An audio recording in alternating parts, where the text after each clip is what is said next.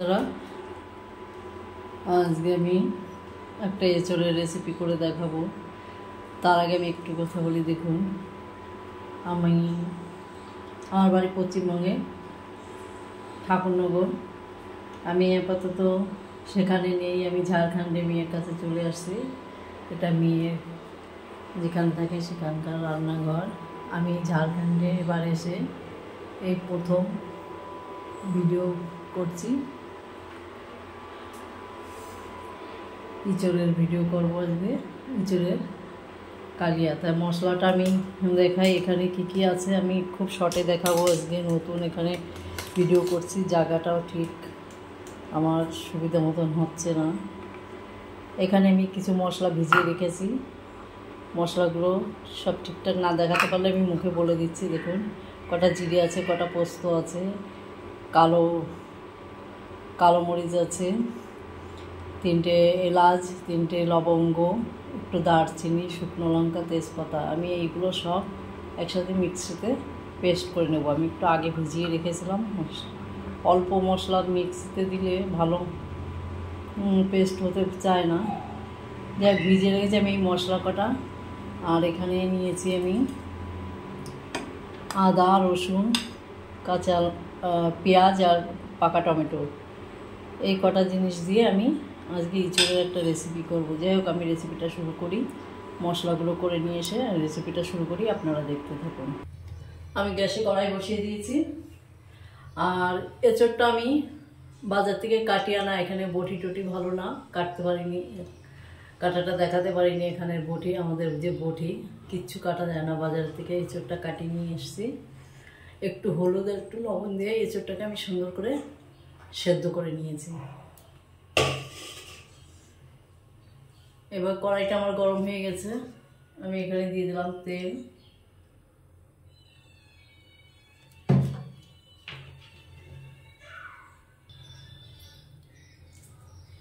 দিয়ে দিলাম একটা শুকনো লঙ্কা, একটা তেজপাতা, কটা সাদা জিরে।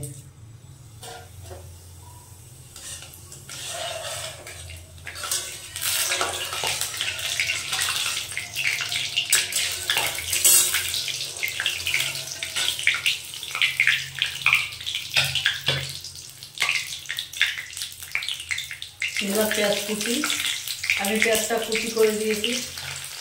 আপনারা যদি মনে করেন পেস্ট করে দেবেন, বেটে দিতে পারেন, বেটেও দিতে পারেন, কোনো অসুবিধা নেই। পেঁয়াজটাকে আমি একটু লালচে করে ভেজে নেব। পেঁয়াজটা আমি হালকা লালচে করে ভেজেছি হালকা। দিয়ে দিলাম টমেটো কুচি। টমেটো কুচি দিয়েও আমি আবার একটু কষে নেব টমেটোটা।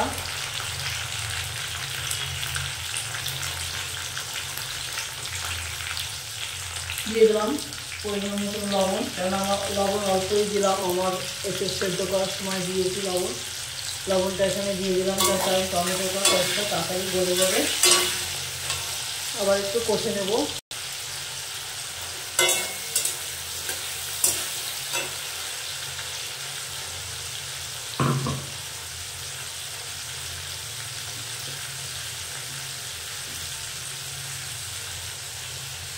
আদা, রসুন আর কাঁচা লঙ্কা আমি একটু পাতলা করে পেস্ট করেছি, কেন অল্প মশলা না, পেস্ট হতে যাচ্ছিল না।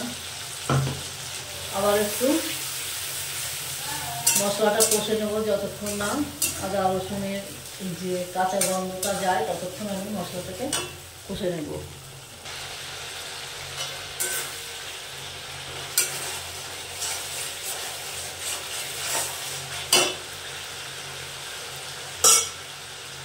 এবার এখানে দিয়ে দেবো আমি যে 3 রকম গরম মশলা, দারচিনি, এলাচ, লবঙ্গ, গোলমরিচ, তেজপাতা, জিরে সব দিয়ে পেস্ট করেছিলাম, এই পেস্টটা।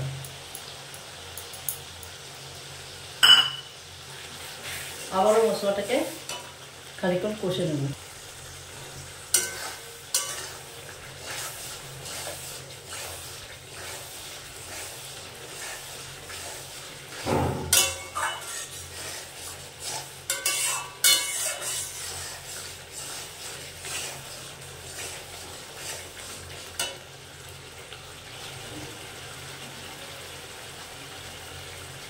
দিয়ে দিলাম পরিমাণ মতো হলুদ,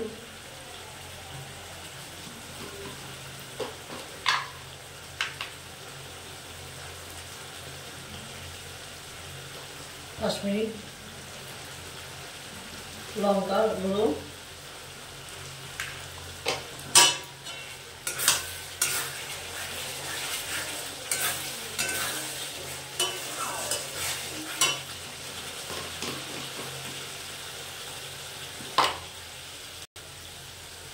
এখানে আমি টমেটো দিয়েছি, একটু টক দইও দেবো, যার কারণে টক দই টমেটো টকের এটা একটু ব্যালেন্স করার জন্য অল্প করে একটু চিনি দিয়ে দিলাম।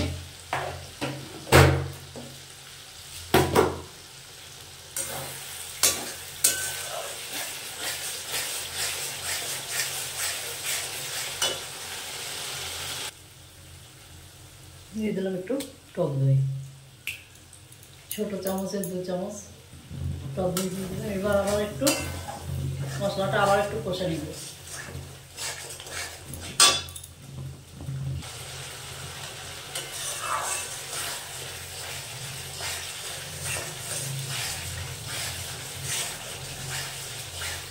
আমার মশলাটা কষা হয়ে গেছে, দেখুন সুন্দর তেল ছেড়ে দিয়েছে। এবার আমি এখানে দিয়ে দেবো সেদ্ধ করে রাখা আলু আর এঁচোড়টা।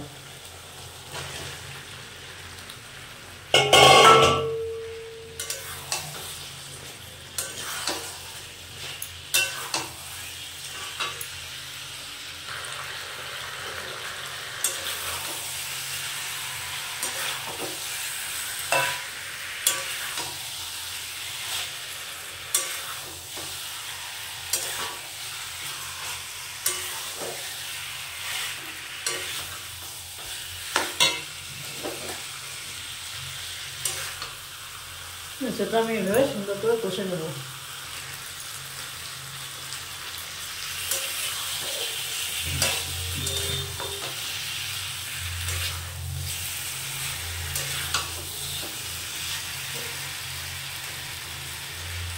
আমার এঁচোড়টা কষা হয়ে গেছে, এবার আমি দিয়ে দেবো এখানে জল। জল আমি একদম অল্প জল দেবো, তার কারণ আমি এঁচোড়টা খুব সুন্দর করে সেদ্ধ করে নিয়েছি, মশলাটাও খুব সুন্দর করে কষে নেওয়া। একদম অল্প করে জল দিয়ে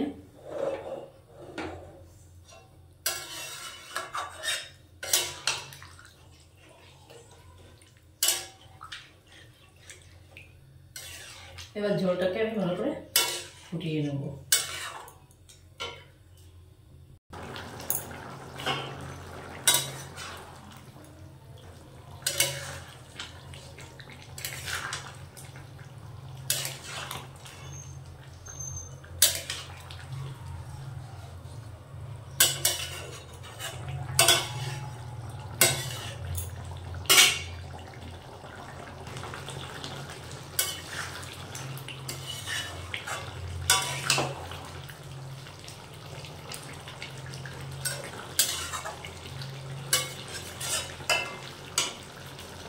আমার এঁচোড় তরকারিটা রেডি, আমি এবার তরকারিটা নামিয়ে নেব। আমি এঁচোড়ের কালিয়া রান্না করলাম। যাই হোক, আমার রেসিপিটা যদি ভালো লাগে, যারা আমার চ্যানেলে নতুন একটু সাবস্ক্রাইব করো, যারা পুরনো লাইক শেয়ার কমেন্ট করো। আজ এই পর্যন্ত, নমস্কার।